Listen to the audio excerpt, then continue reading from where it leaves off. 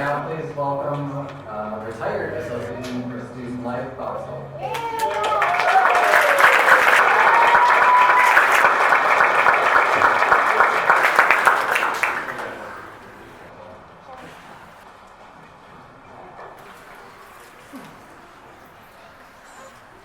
It's always good that last. Nobody can rebut what I'm going to have to share. Kyle asked me to introduce Coach John Bancheri, and that leaves me with a little bit of reflection, and John's probably going, oh no. Kyle mentioned having budgets in black right now, and John moved over with something like, there was a lot of ready for a lot of years. I wanted to note that in this room, there are a lot of people that kept things going during a time when it first started as a varsity program, and actually the coaching staff, Paul, and all those that were part of it back in actually the varsity sport years. But then when athletics needed to focus on programs that other division schools had, they didn't have rowing necessarily, so rowing was really created into a recreational sport to the disappointment, obviously, of a competitive team. And for a while, it floundered. I kind of almost saw it like a canoe club. It just kind of, we went down, we practiced, we raced, we go to a race, and okay. Well, at some point in there, and during those years and in the beginning of building a competitive team, there's a lot of coaches in here, and I haven't seen all of them, but many came in as part-time coach. We might give them a few bucks for gas to get to practice, but they'd be there, they'd help, and they kept the team going and kept that interest and that legacy alive. So I want to thank that group in particular, especially through the 80s.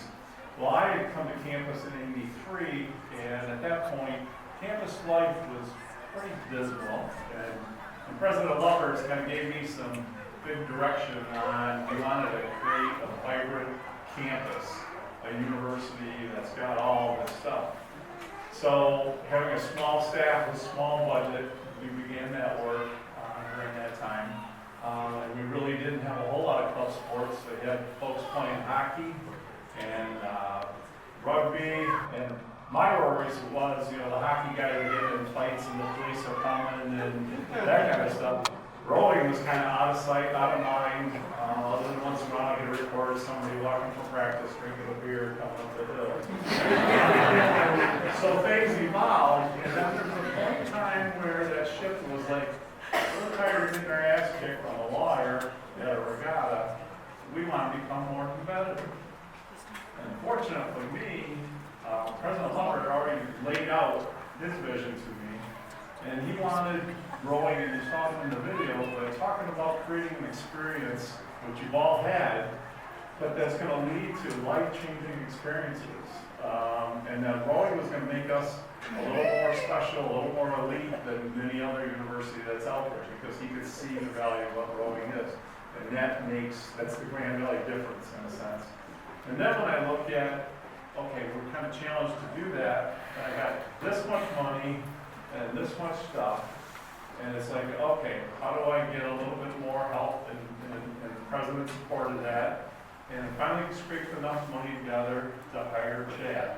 And I'll say there's two of the best decisions I made. The first one was to hire Chad and Bree to come and start to build that program. Again, there's a whole lot of other people that worked on the program before that.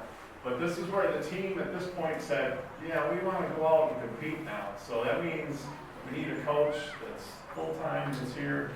And so we lured Chad and Bree all the way down out of Canada. They didn't know any better, I guess. Yeah. And so that work began.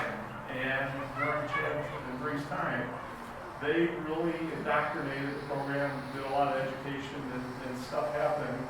And you kind of set the table for the next level. And so part of what I had told Chad was, when you get ready to leave, you got to tell me who to hire, because I don't know anything about rowing and rowing coaches. And so I had a lot of part-time people, and they were all volunteer, great people. But if we're gonna move to that next level, so Chad comes in and goes, this is the guy, John Bancheri. I'm like, okay. So we recruit John. John comes up to interview, and I'll never forget, he doesn't either. We go to the Meadows for lunch so I can meet him, and he's ready for me to grill him and ask him all these questions. And he goes, you got any questions? And I'm like, no. And he's like, no? I said, no. Chad said you're the guy I need to hire. And so those two decisions, by far, little did I know what I was getting when all of a sudden John takes the job, comes here, and he comes in with a passion, like you all know, the determination, the spirit. And I'm like, oh, look out. I mean, every day he's in my office. Got to do this, got to do that, read this, read titles. We're now the Laker Navy. We're at war with the world. We got to arm ourselves. We need the equipment. We need the logistics. We need the funding. We got to the point every time he came to my office, I just pulled my pockets out like I got nothing left. So John's out there. He's hustling. He's got that New Jersey background. He's hustling, cutting deals, selling off equipment, making stuff happen. The barbells that you guys use probably still have them, but he's the pipe with 2 coffee cans filled with cement on the end, doing some lift out back at the boathouse. And we also had a real challenge in the recreation building because there wasn't enough room to keep all the herbs and have practice. Many of you were during those years where I got to pull it all out, put it in the hallway, and then choke to death on our own sweat and tears. And so John comes in and goes, hey, there's a storefront across the street. Let's see if we can rent that. Okay, so we check it out. We cut a great deal with John over there, and creates the rowing training center, the RTC. Now rowing's got a home. Now we get all that stuff out of here. Field house, put it over there. We got a place to call home, practice. We got a place to put our trophies, our awards, and that's just the beginning. John worked with the student government, worked with me because I advise student government. Got a lot of support to buy equipment. We needed a boat. We needed lots of boats. We needed a trailer. We needed a truck. I'm back over talking to President Lovers, trying to see if we can get a little more support. Try to use my year-end, whatever budget was left over to try and get some of these things, because rowing's expensive. You saw the stuff. It's an amazing sport, but it's expensive as all get out. And then you're talking about trying to travel across the country, going all over the place. So I started to learn more and more about this. John's dragging me to regattas out east and all that stuff, and I was like, I never really had that experience. Then one day, my son and my nephew started as freshmen. They're both tall. Mike's back there, and you know him. All of a sudden, he's like, hey, can I ask your nephew and your son if they want to row?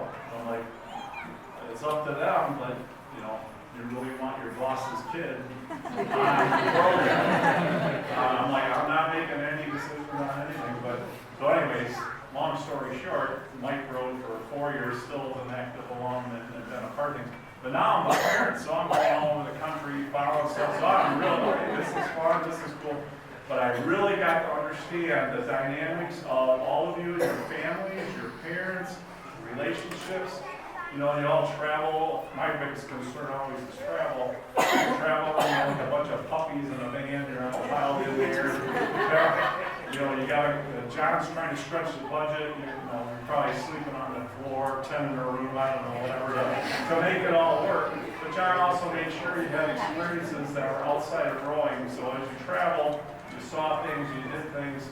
Obviously, you only had like 30 seconds to get off the bus, go back and eat your food, and get back on the bus and go. But that was always the sense of what happened. So with John, he brings that energy to it. And when I was talking to Kyle, he said, well, share some of the statistics about what John accomplished. And I'm like, okay, I can do that, but those numbers are one thing, but John and I are good friends, have been since he got here, since he's left, and we talk all the time. But I kept reminding him, John, that all through all the adversity, all the things that went on, it's the difference in the lives that we all impact. And that was the rewards for me after working here for a long time, to see the experiences that you've all had. And you all know that, and you're out here today because of that. All the club sports programs that we had to develop and get going, all those students now, and it's, I mean, Mike, you got a ton of stuff that you guys got to keep track of and make happen. But that's part of the Green Valley experience. But getting back to John always said two things that I remember, and then you guys will laugh, or most of you heard it the only time you don't know John. But he'd always said, I never yell, I just coach loudly. I know I was on the water a lot, so I heard exactly that. He coached loud. But then the other part was, and I think this is one of the crystal clear moments for me, was he also talked about all the time the bow ball, the little ball, the point of the boat that's going across the finish line first. And there's always the focus of where that ball is going to be, and the true north of what you're trying to do. You're not going to let down your team members. You're committed to so many things. And I look at how many of you, just as I'm talking, where you're at now, the careers that you have, the impact that you make on your community, in your career area. I mean, that's exactly what the mission of the university is. So I'm really proud to see that. I'm also amazed at how many, I'll say, assistant coach people that John brought in that are now, or have coached at high schools and other colleges and universities across the country, and even our biggest competitor with Michigan. Greg is a former rower and has been the Michigan men's coach forever. So those, President Lumber's always, his goal to me was he wanted to beat Michigan.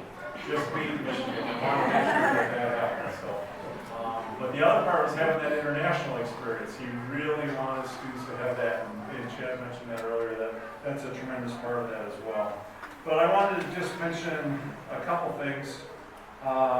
There's some other people that helped us, and Jim Scott's here, and Jim, with his role during all those years, being in the athletic department and on the faculty and being the wrestling coach, did you coach rowing too? Yeah, okay, coach rowing. He was always there as a resource. Chad was over there all the time, checking and getting help and guidance, and I know John and everybody, but all through those years, you've always leaned in and been a great help to him, and that's really been important. I also want to mention Michelle Golightly, who's over there, because Michelle had to deal with John and Chad. Every receipt for every transaction for all your travel. John drove her nuts. Chad is the most organized, no problems. Like when John, Godfather got here, I remind him every day when I talk to him really about the impact that he had on the lives here.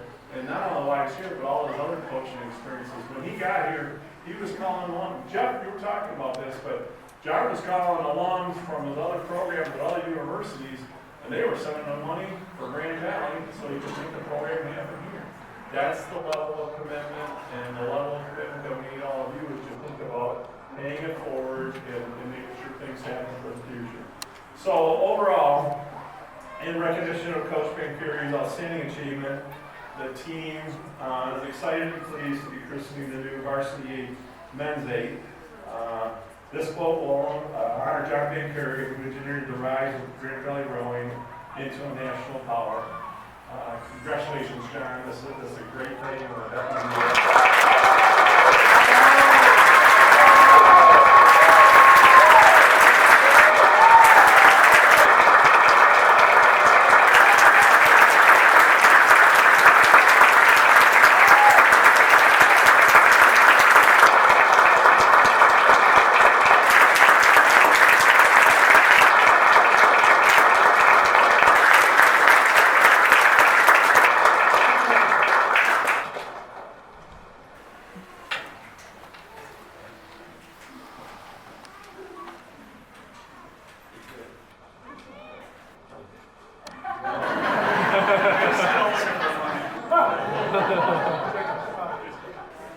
First, before I forget,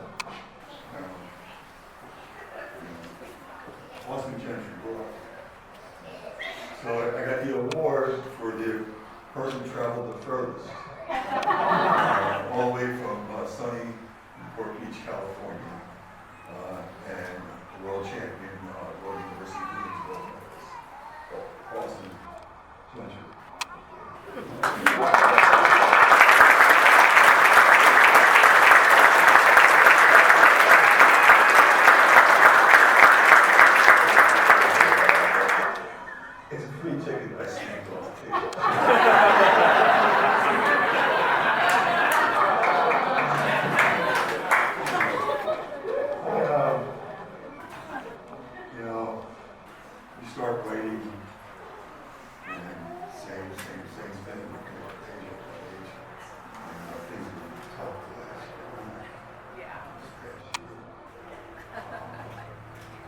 given up. But tragic.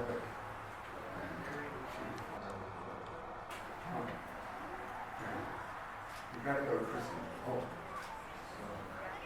So when I'm back in the hospital, they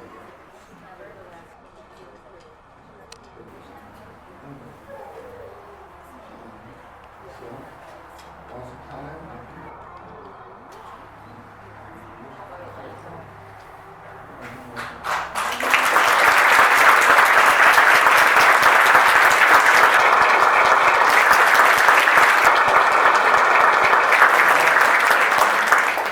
and some of those guys that helped me out, some much of his competitors, Coach Russell from Michigan, and Coach also the one man, and highly successful, another highly successful coach, drove out to see me one night, and he got in his car, we had breakfast, he went home, I was like, did I scare you? He thought Coach Dave Kusick from Purdue. So, thanks. So, but it's nice when you have, colleagues who are from back in the day, and then we stay in touch and so on. Thank you guys.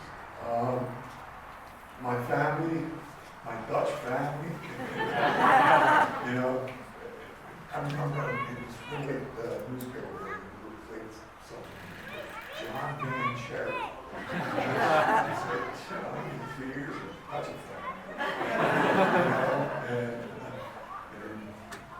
I guess I wasn't on that. Anyway, my wife, stand up, Christine.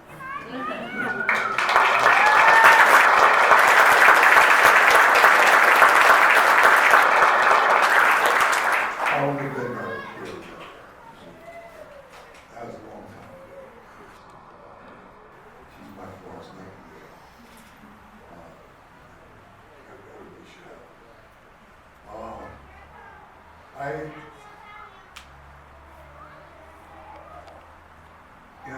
Christening a boat, like to me, is like one of the coolest things that we've done. And I actually got to see the bride to church at a race, and I was like, that meant a lot. I was like, think I go faster than that.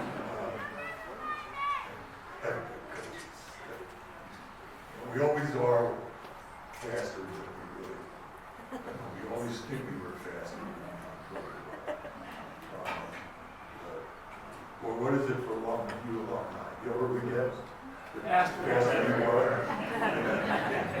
Yes, tense. Christening the boat means a lot to all, because we know what's sitting in that boat. What's sitting in there is persistence, pride, determination, love, and the bottom line is stick-to-itiveness. And I think I'm here today because of sticking to it. God's grace, obviously.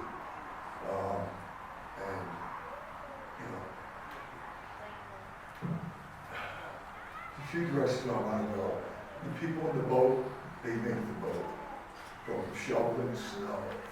You don't know some of these guys, just in order to go to Florida, you'd be amazed when you can get an 18-year-old dude and say you go to Florida. Forget the part about you can make a girl for us, okay? But, shoveling snow around campus and all the fundraisers and whole bit, the university did their part. The athletes, they took a lot to get in there and get it going. The administrators, these who were, for the fall program, Greg and Dave will tell you they know the best. And you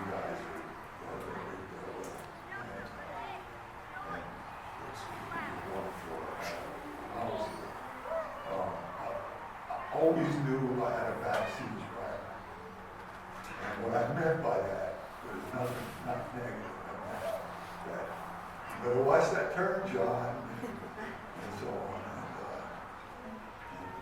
And Bob was the best at it. People ask me, what are some of like your highlights?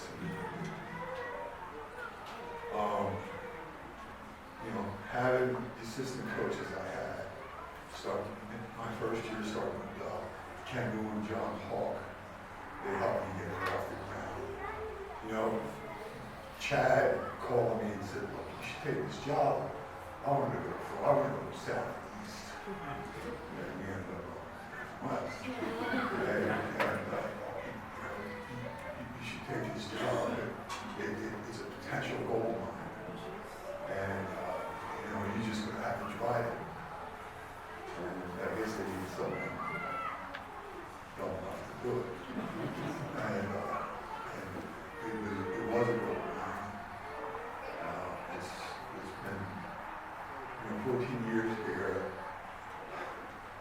I have athletes from Wichita, Marietta. I said, it's like asking me who was my first kiss.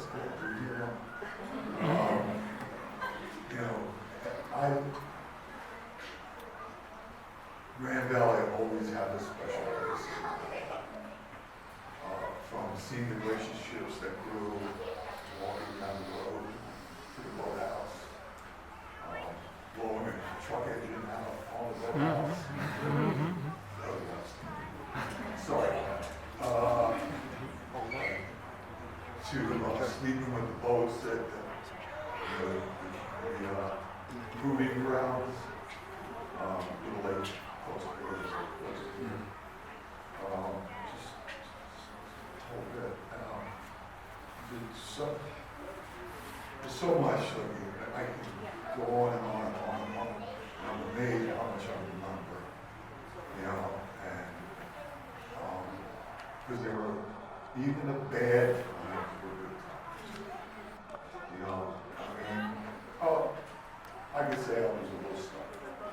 And you could say that, a big ski good makes you possibly bad. I probably fit in that category.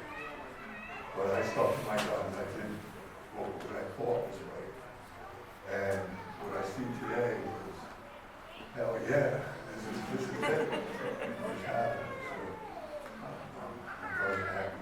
One of the things I want to point out was he was in my first crew that I coached with Ted back in Sunroad here. Ted Deacon. Ted, say hi. And he's a big deal at the VA.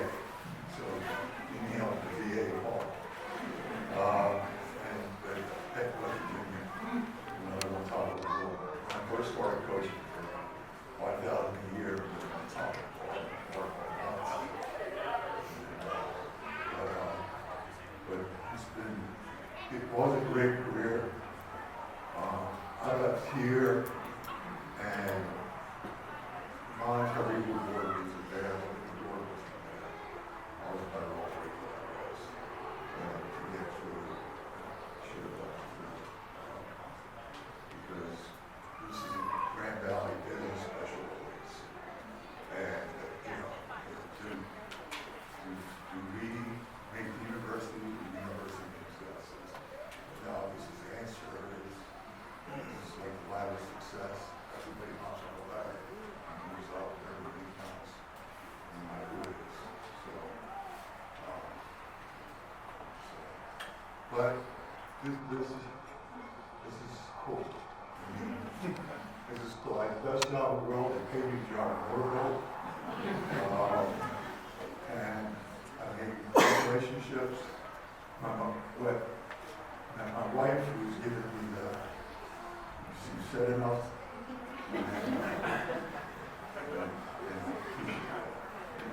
At least you don't have that damn bell at houses. So, that's, anyway, I love Grand Valley, love you all. We may have had differences over the years, but in those differences we learn from each other, and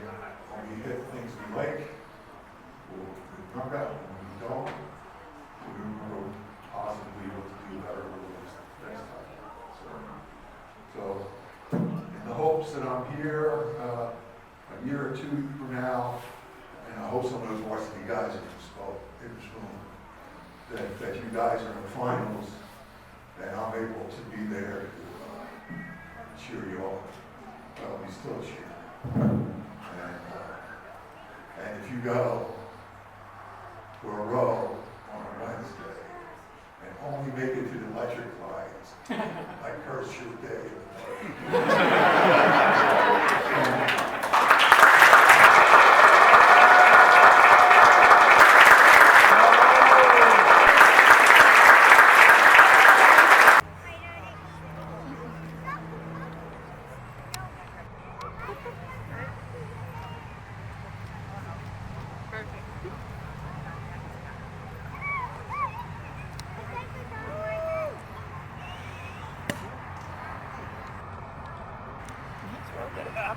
Yeah. I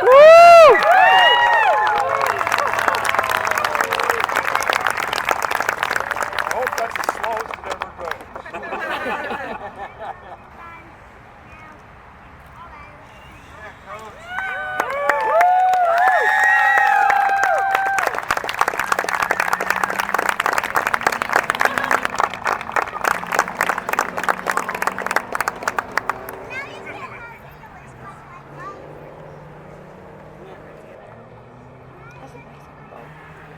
Uh-huh.